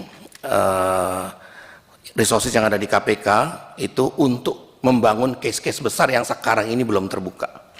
Ya. Kemudian ada pertanyaan lagi terkait dengan korupsi by need, by system. Bagaimana yang sedang terjadi di Indonesia? Ya. Saya melihat bahwa tindak pidana korupsi yang ada di Indonesia itu nampak seperti seolah-olah tidak sedang korupsi. Mengapa? Karena ada bagian-bagian penerapan peraturan, nanti saya jelaskan secara detail, ada bagian-bagian penerapan peraturan yang sebenarnya memberikan celah, peraturannya sendiri memberikan celah seseorang untuk melakukan tindak pidana korupsi. Jadi kalau disebut dengan by design, ya by design, ada yang by design insidental, ada yang by design secara sistemik. Jadi orang akan cenderung sulit untuk dibuktikan, ya sulit untuk dibuktikan. Tapi bukan berarti tidak bisa. Bagaimana caranya? Korupsi itu insidental, tindakan di satu titik tertentu. Dia banyak yang abuse of power, kemudian menggunakan kewenangannya, kemudian mengambil keuntungan yang ilegal. Tetapi pengawasan kita ini rentang waktu yang panjang. Rentang waktu yang panjang.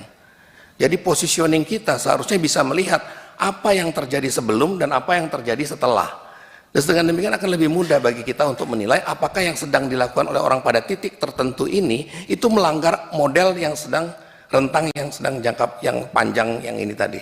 Nah, item-item seperti inilah yang kita ambil untuk memberikan masukan dan perbaikan, menunjukkan simptom yang mencegah tadi, bukan nungguin orang korupsi duluan lalu kita sampaikan kepada instansi yang bersangkutan untuk dicegah positioningnya. Jadi karena dianggap sistemik, maka penyelesaiannya pun seharusnya dengan cara yang sistemik. Ada pertanyaan dari Pak Rofikit dan ada satu lagi terkait dengan Digital Enterprise Architecture. Apa itu dan kemudian bagaimana dia memperbaiki model performance yang ada di KPK. Digital Enterprise Architecture itu platform yang di dalamnya menggabungkan seluruh model kerja dari seluruh satker untuk mencapai visi misi. Di dalamnya juga masuk di dalamnya adalah model struktur datanya. Kemudian masuk juga struktur programnya di dalam satu platform. Saya tidak akan sebut nama platformnya atau nama softwarenya, tetapi itu ada dalam satu platform. Sehingga setiap saat standar operational prosedur itu dapat diubah dan dia langsung connect ke satker yang lain. Kelemahan kita pada saat kita membuat aturan, aturan ini berproses lama, sehingga tidak relevan lagi dan biasanya aturan dibuat oleh satu satker saja. Padahal aturan yang dibuat oleh satker ini mempengaruhi satker yang lain, ya itu tidak muncul dalam model model yang kertas yang sekarang, yang manual sekarang ini. Tapi dalam Digital Enterprise Architecture, kalau kita mengubah satu SOP, maka SOP ini akan terkait dengan satker yang mana sudah langsung dapat dilihat.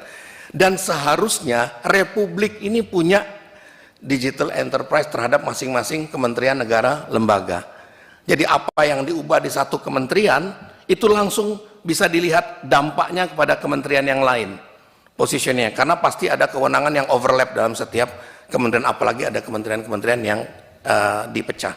Jadi kira-kira bangunan Digital Enterprise Architecture ini untuk agar organisasi itu menjadi agile, menjadi mudah, ubah langsung berubah semua, ubah langsung dijalankan tanpa menunggu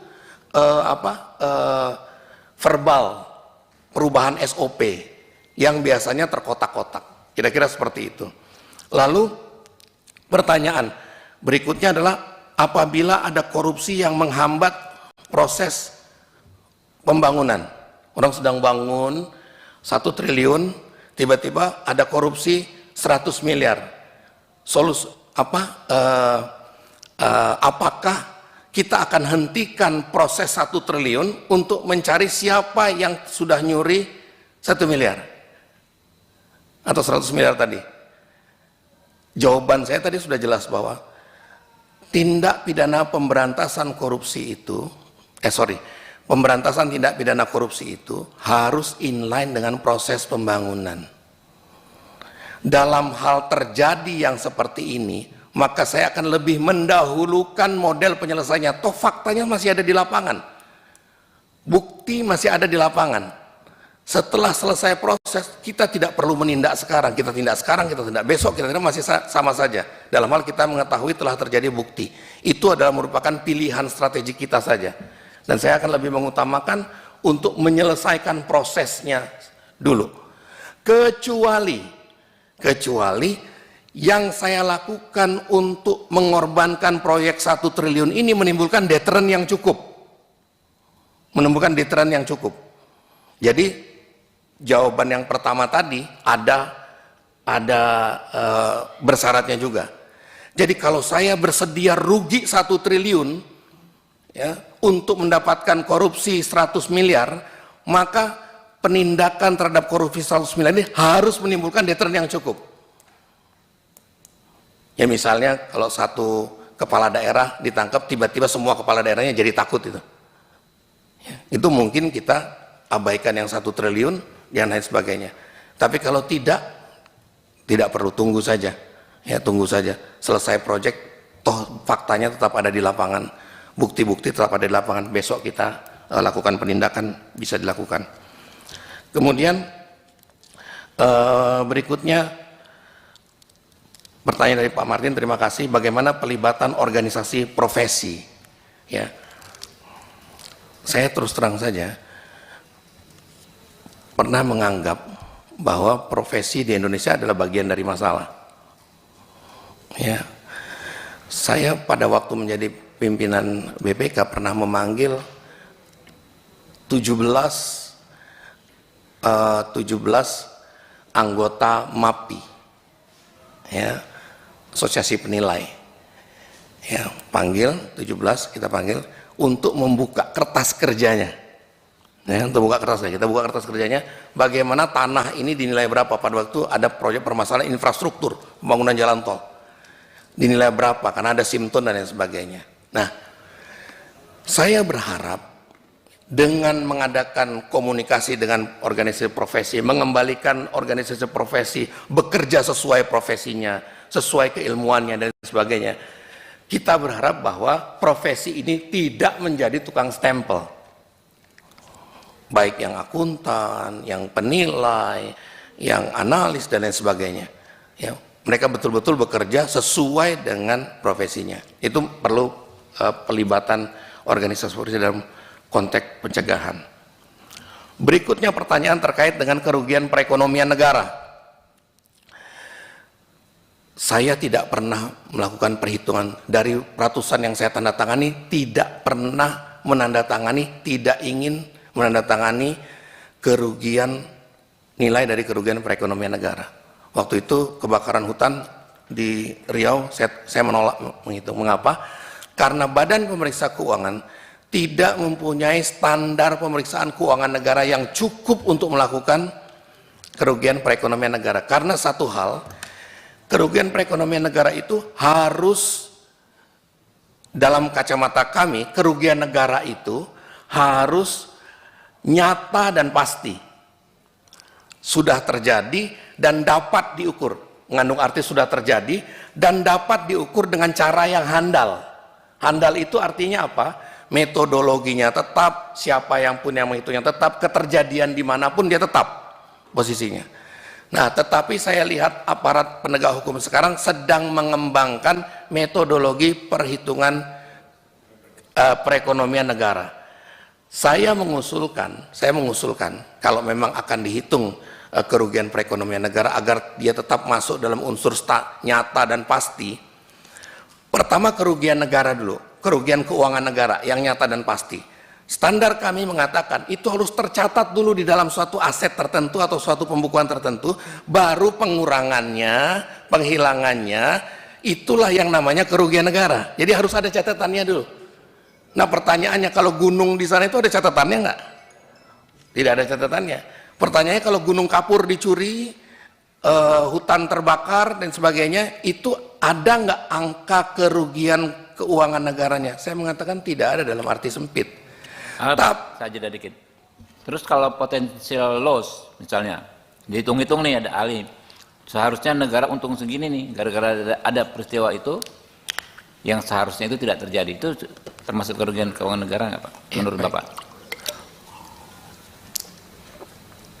Di standar BPK ada potensial loss bukan kerugian negara.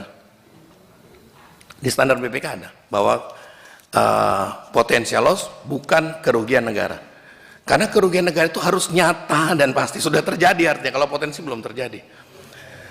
Saya mengusulkan perhitungan kerugian negara, kerugian perekonomian negara itu adalah menghitung kerugian berkurangnya nilai dari aset negara yang belum tercatat, ya, yang belum tercatat, tetapi tetap harus dibuat model dan standarisasinya. Silahkan organisasi mana yang membuat itu. Yang jelas BPK belum. Pak, boleh saya tanya dari segi soal ini, Mas? Ya boleh, boleh Pak. Ini penting ini karena kalau tadi Pak Agus mengatakan potensial loss itu tidak masuk dalam kategori kerugian negara, maka pertanyaan saya, apa itu pandangan pribadi atau sudah menjadi aturan? Nah, kedua, pandangan Bapak ini beda dengan penerapannya di pengadilan, Mas, dan juga di penegak hukum. Potential loss itu juga adalah kerugian negara. Belum rugi ini, belum dihitung lagi. Udah itu. Nggak apa-apa Pak, saya tambahkan sedikit saja Pak. Ini menarik diskusinya Pak ya, karena Bapak beruntung yang terakhir, jadi kita ada waktu cukup banyak. Jadi gini, kita juga kadang-kadang senang awalnya kalau ada expose dari penegak hukum akan ditangkap, ditetapkan tersangka dengan kerugian sekian triliun, ya kan ya? Yang ada di benak kita, ya sekian triliun itu kan berarti adalah potensi aset recovery-nya juga yang sama, yang dideklar awal, tapi rata-rata kasus tersebut ketika di akhirnya itu pepesan kosong saja Pak. Coba cek mana perkara yang triliun-triliun tersebut. Kemarin terakhir saya kalau nggak salah ke Kunker ke Sumatera Selatan atau Kaltim ya, Kaltim Mbak ya. Ada juga begitu, saya pertanyakan, ini 2 triliun ngitungnya gimana Pak? Oh ada Pak yang ngitung, ya ada ahlinya, iya ada ahlinya bagaimana cara menghitungnya gitu loh. Iya kan? Ekspektasi kita tuh Pak, terlalu tinggi Pak. Ya kan, ketika awal-awal dulu kita kasih apresiasi. Mitra kita yang mendeklar, membuka kasus dengan kerugian triliun. Tetapi ketika divonis, ya ternyata terdakwa pengembalian kerugian keuangan negara hanya sekian miliar, gitu kan? Jauh sekali disparitas antara ekspektasi kita terhadap aset recovery dengan fakta yang kemudian terjadi. Jadi kayak kita nih ada juga kecenderungan ya lembaga-lembaga ya seolah-olah gede di kampanye saja, gitu Pak. Padahal kan kita pengen yang substansi, ya.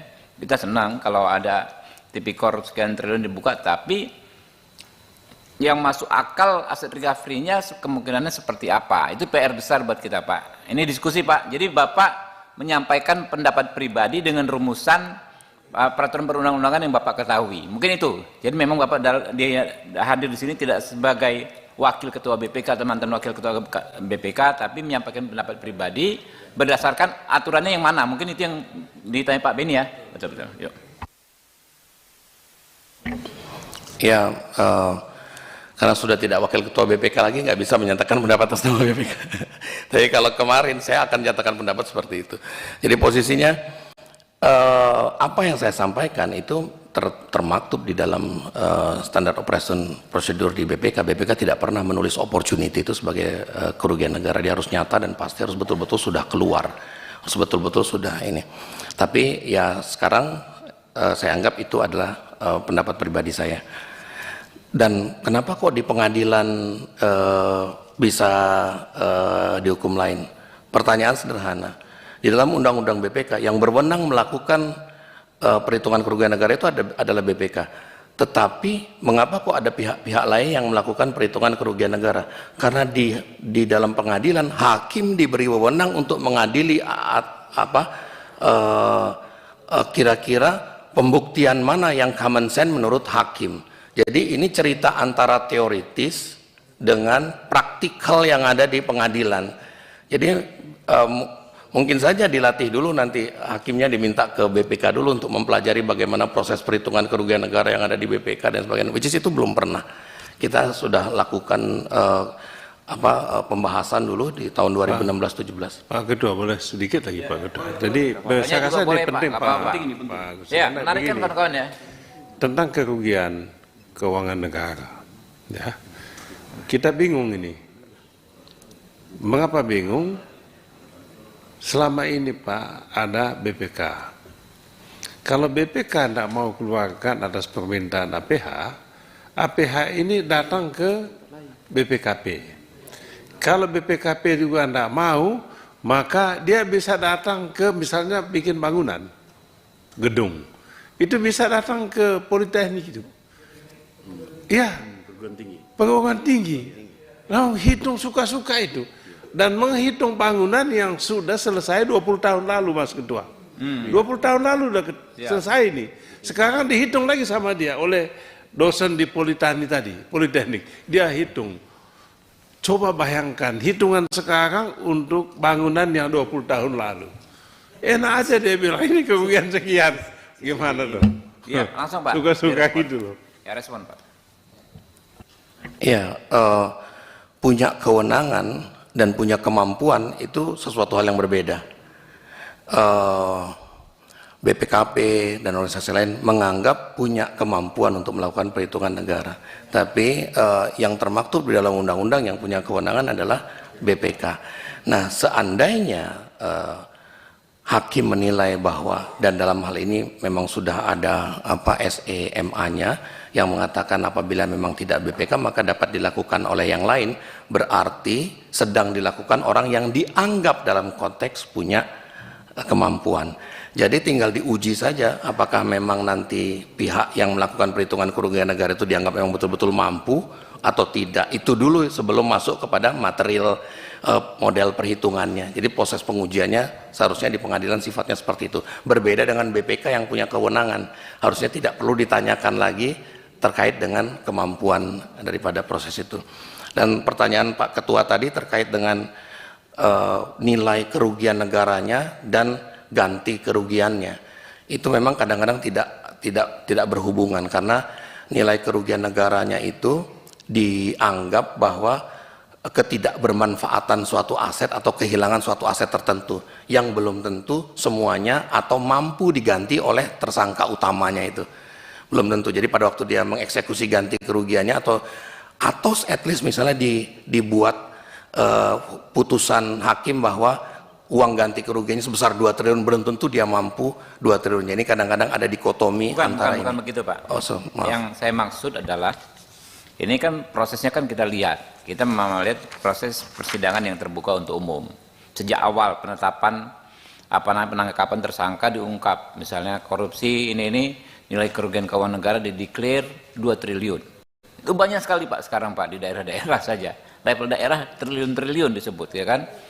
Begitu pemeriksaan, ya kan ya, ternyata terdakwa ini, ya kan ya, ada aliran dana sekian-sekian ke dia, ya kan ya, sehingga penggantian kewajibannya bukan kemampuan, kewajibannya hanya sekian miliar, gitu kan, jauh sekali dari angka yang dideklar itu, sehingga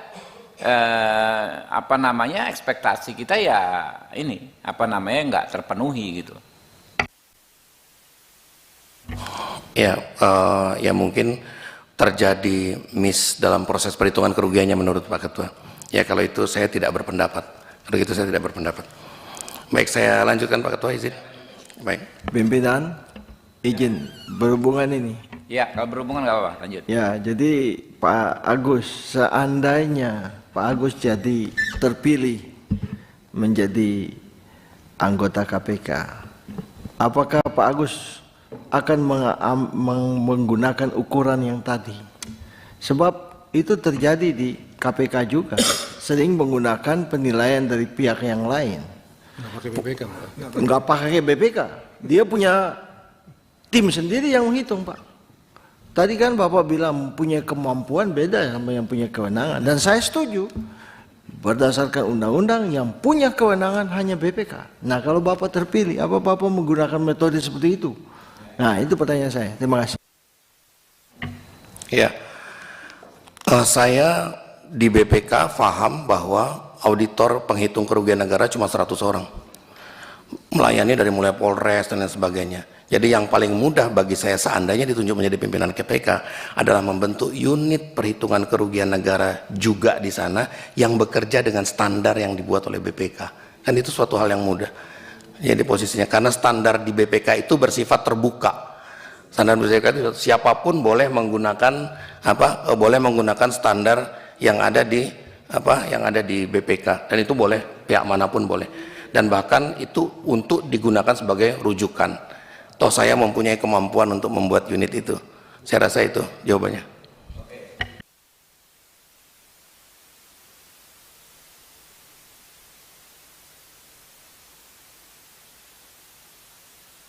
Pak, di pendalaman aja Pak Beni atau ini?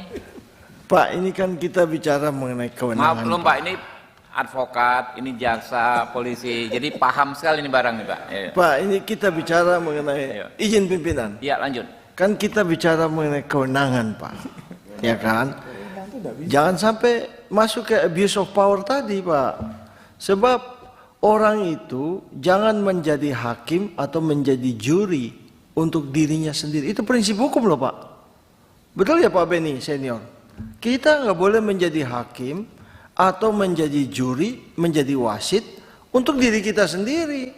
Karena itu konflik interest tuh, ya kan? Walaupun alasan yang tadi Bapak kemukakan menurut saya tidak masuk akal. Memang tugas BPK itu. Apakah dia punya 100 orang? Negara akan bayar Pak. Kalau kekurangan negara akan keluarkan duit. 1000 orang ya. Ibarat tentara Pak. Kalau penjahat itu kasih 100.000 orang, kita akan kirim 1 juta tentara. Ini menyangkut kedaulatan hukum Pak. Jadi kalau saya agak kurang setuju. Terima kasih Pak. Oke Pak, bisa ditanggapi, kita bisa lanjut. Ya, saya rasa saya menjawab pertanyaan dan saya terima kasih masukannya. Ya. Saya menjawab pertanyaan, ya saya terima kasih masukannya karena proses penegakan hukum berbeda-beda antara teoretikal dengan praktikal. Ya, baik, terima kasih. Baik, ini sebenarnya Ketua, izin. Langsung. Ya. Ini jadi Indonesia Lawyer Club juga nggak apa-apa.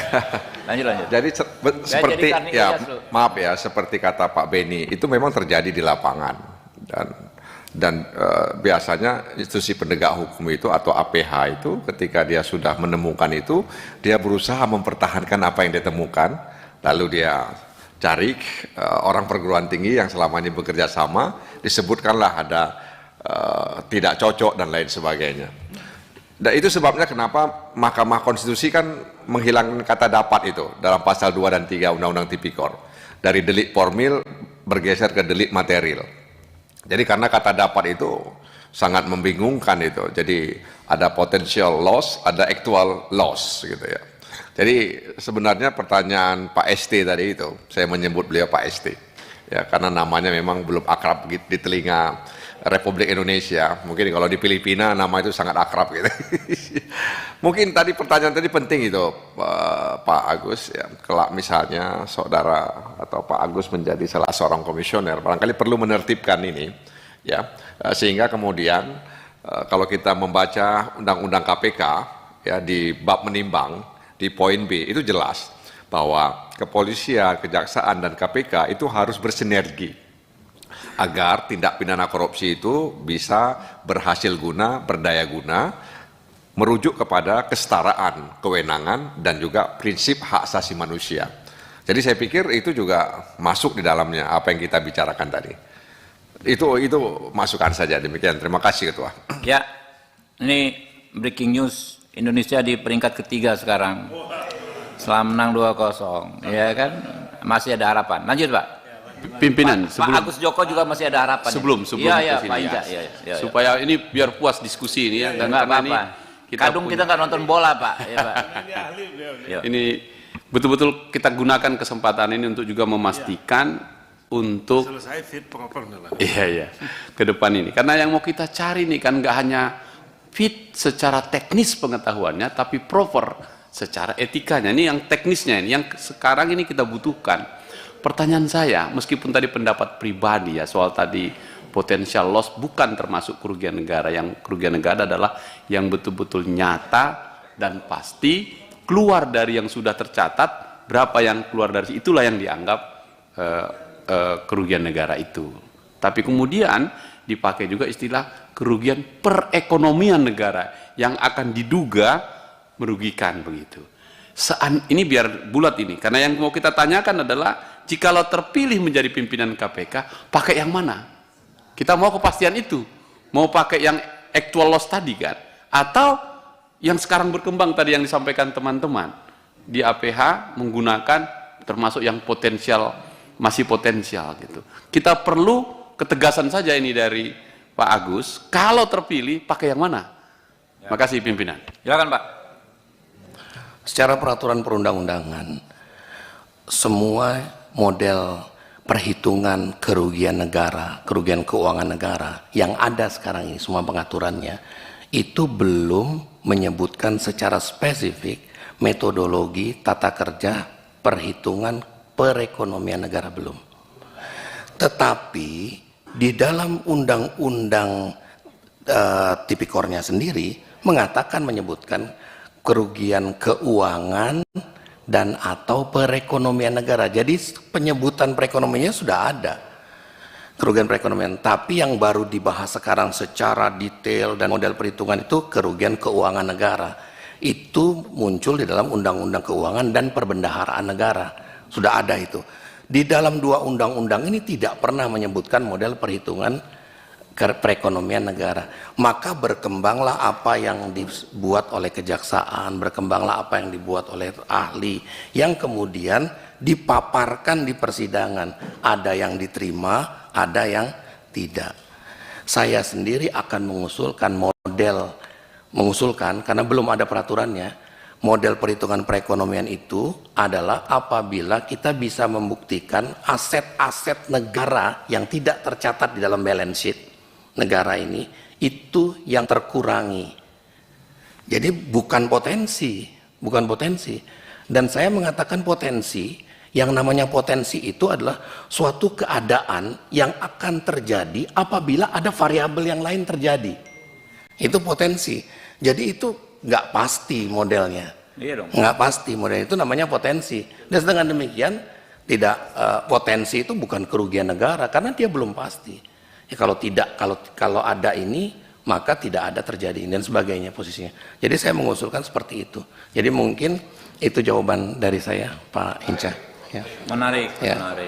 Karena Ketua dalam prakteknya, mohon maaf ya, pasal tadi itu Pak Beni itu akhirnya menghambat ya investasi dan kemudian terjadinya silpa di daerah-daerah. Orang nggak berani mengambil kebijakan, takut dia dikriminalkan. Ya, pasal 2 dan 3 tadi itu, Dr. Habib. Ya akhirnya tadi itu investasi terganggu, kemudian juga terjadi silpa. Di level pusat juga ada silpa, di daerah-daerah juga ada silpa. Dan ini kan mengganggu pertumbuhan ekonomi di daerah. Barangkali Komisi 3 perlu mencermati ke depan ini, ya. Dr. Habib. Terima kasih. Ya, Pak. Ada lagi, teman-teman? Ya. Enggak. Tambah dikit lagi, Pak. Yang tadi saya belum nangkap dengan jelas sebetulnya. Yang soal pasal 2, pasal 3 itu. Ya. Menguntungkan orang lain itu, Pak. Sikap Bapak gimana, Pak? Menguntungkan diri sendiri atau orang lain? Yang orang lain itu. Ya. Saya selalu mengatakan bahwa seharusnya tindak pidana korupsi itu harus ada hubungan kausalitas antara pelaku pidananya dengan manfaatnya, itu posisinya seperti itu. Nah, cuma karena kelemahan model pembuktian yang ada dari kita selama ini, karena sistem informasi yang kurang bisa dilihat, sehingga tanpa ada hubungan kausalitas pun dimajukan ke pengadilan sedemikian rupa sehingga nanti diputuskan di pengadilan apakah yang menguntungkan orang lain ini ada kausalitasnya dengan pelaku tindak pidananya. Jadi posisi itu. Nah, saya secara practicality nanti akan berusaha untuk selalu menghubungkan sebab akibat antara pelaku tindak pidananya dan keuntungannya. Ya. Tetapi apapun ceritanya dalam time frame pengadilan, nanti data-data yang ada dibawa ke pengadilan karena tidak mungkin proses pembuktian ini menghambat proses persidangan untuk membuat kepastian hukum kepada orang. Karena ini ada kaitan juga dengan pertanyaan Pak Bamsud tadi, bagaimana kasus-kasus yang sudah bertahun-tahun, lebih dari 5 tahun itu orangnya tersangka. Seandainya saya diminta dari sana nanti ya kita diseminasi ulang lah, ditanya itu mengapa sampai kasus ini sampai bertahun-tahun si tersangka ini nggak diadil-adili, nggak masuk, atau karena memang tidak bisa dibuktikan, atau memang karena ada sebab-sebab yang lain ya, tinggal penyelidiknya aja, atau mungkin Komisi 3 bisa bertanya kepada pimpinan yang sekarang ini mengapa ada case-case seperti itu posisinya, dan nanti kita mendapatkan informasi, didiseminasi ulang, diberikan haknya. Kalau memang harus SP3, kalau memang jalan terus tinggal diterbitkan sprindik baru lagi, kan nggak terlalu sulit. Posisinya seperti itu. Saya rasa itu. Saya rasa saya sudah menjawab semua, Pak Ketua. Mohon maaf. Iya, Pak, gimana? Pak Beni masih ada? Nggak apa-apa Pak, kita masih ada 2,5 jam lagi nih kalau mau. Bukan Pak, ini satu yang tadi saya ingin pendapat Pak Agus itu mengenai metode untuk mencegah. Jadi kan begini, mohon maaf bisa ikuti apa yang disampaikan oleh Presiden 40% bocor APBN, Pak ya. Saya ingin tanya metode Bapak untuk mencegah ini apa? Iya. Bapak APBN loh Pak, nggak usah dulu yang sumber daya alam, APBN. Oke, boleh Pak. Ya, itu dulu. Direspon Pak. Ya salah satu dari tugas KPK itu adalah memonitoring sistem administrasi. Nah, dalam yang saya ketahui, maka banyak terjadi perhitungan harga pokok, harga standar, ya. HPS yang sudah dari titik semula itu memang bermasalah. Nah, seharusnya itu dengan sangat mudah, sebelum itu dieksekusi, sebelum anggaran itu dieksekusi, ditarik semua datanya, digunakan artificial intelligence untuk merekonfirmasi apakah pricing dari masing-masing angka ini adalah tepat ataukah over untuk capaian hasil yang diinginkan. Seandainya dia over, maka kita kasih peringatan. Karena sepemahaman saya titik pangkal dari markup ini sudah bermula dari anggaran, sudah bermula dari penganggaran. Jadi kalau kita analisis model anggaran detailnya dulu, maka kita sudah mengetahui sebenarnya itu markupnya di titik mana-mana saja. Jadi itu dengan mudah, dengan cepat sebenarnya bisa dilakukan. Ya tinggal mungkin masalah pendanaan, masalah infrastruktur di KPK-nya yang harus diperbaiki untuk dapat melakukan ini. Karena RKAP itu tersebar ada di Kementerian Keuangan yang mudah diakses. 1 menit. Silakan. Begini Pak Gus, mudah-mudahan Bapak jadi. Jadi pertanyaan saya begini, kalau 40% itu dari APBN, ya pertanyaan saya bagaimana mencegahnya? Kalau Bapak punya komitmen itu, tentu Bapak kan sudah tahu alokasi APBN itu kemana saja, kementerian mana aja yang paling banyak, ya kan? Nah, untuk mencegah kebocoran 40% itu, metode yang Bapak gunakan apa? Bukan mencegah loh, bukan menindak. Mencegah. Nangkap apa? Mencegah di kementerian. Ini kan ada anak kita nih. APBN itu berapa ribu triliun tadi dibagikan ke ini di daerah, DAU, ya, dari pusat untuk mencegah. Metodenya apa? Ya, itu saja yang saya minta. Bisa jawab singkat aja Bapak? Iya Pak, singkat Pak. Ya sama saja, metode seperti yang saya sebutkan tadi. Bedanya kalau dia sudah dieksekusi baru sudah terjadi tindak pidana, tapi kalau masih dibudgetkan belum terjadi tindak pidana. Jadi pada waktu anggaran ini dianalisis langsung disampaikan pada saat penyusunan proses RKAP. Ya, positioningnya seperti itu seharusnya. Nah, tinggal permasalahannya apakah Kementerian Keuangan memberikan akses kepada kita, kepada KPK untuk menganalisis RKAP sebelum RKAP itu dieksekusi. Dan pertanyaannya tinggal kewenangan itu dimiliki nggak? Kalau memang itu kewenangan itu dimiliki, tidak sulit untuk menganalisis itu.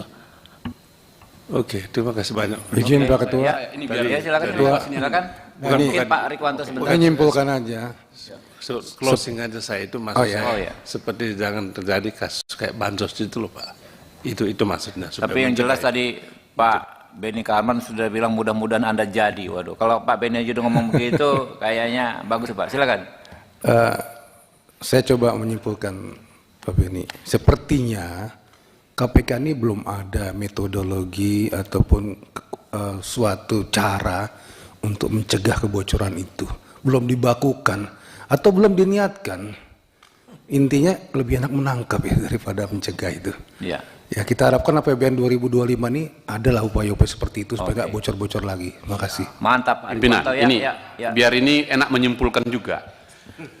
Karena di KPK itu sekarang ada divisi pencegahan itu ada divisi monitoring. Dalam konteks audit yang juga dilakukan, sepanjang aksesnya dibuka, apakah saudara calon ini, Pak Agus, lembaga monitoring yang di KPK ini masuk dalam pikiran Pak Joko untuk mengembangkan sehingga menembus RKAP-RKAP yang dari Kementerian Keuangan. Artinya sudah ada itu, tapi belum maksimal. Karena rekomendasinya itu ke Presiden yang bisa diajukan menjadi bukti permulaan untuk temukan tindakan pidana korupsinya. Itu saja pimpinan. Saya mau. Oke, direspon Pak. Silakan Pak. Ya, lembaga monitoring itu untuk memberikan perbaikan dalam konteks proses administrasi. Dan dengan demikian sebenarnya belum terjadi tindak pidananya. Jadi posisinya untuk memperbaikan resiko dan sebagainya. Nah, seharusnya lembaga monitoring inilah yang melakukan hal yang tindakan oleh Pak Beni tadi, itu posisinya. Jadi saya rasa positioningnya seperti itu. Terima kasih. Ya, masih ada lagi tambahan? Udah dijawab semua Pak ya?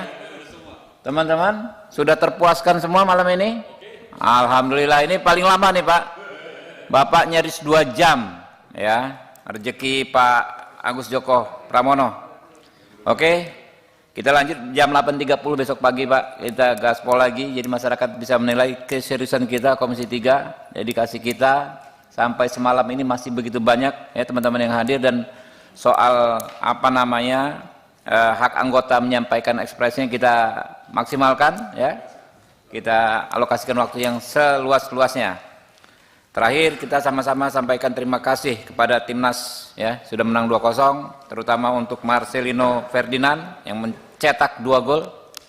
Semoga besok kita bisa menang lagi. Terima kasih. Kita skor sampai besok. Oh ya, tekan dulu Pak, tekan dulu. Fakta integritas, ya, ditekan Pak. Ini kalau teman-teman wartawan mau tahu isi fakta integritasnya, kemarin sudah kita sampaikan juga, sudah kita expose juga ya. Ya sini Pak, tanda tangan Pak, ditanda tangan Pak.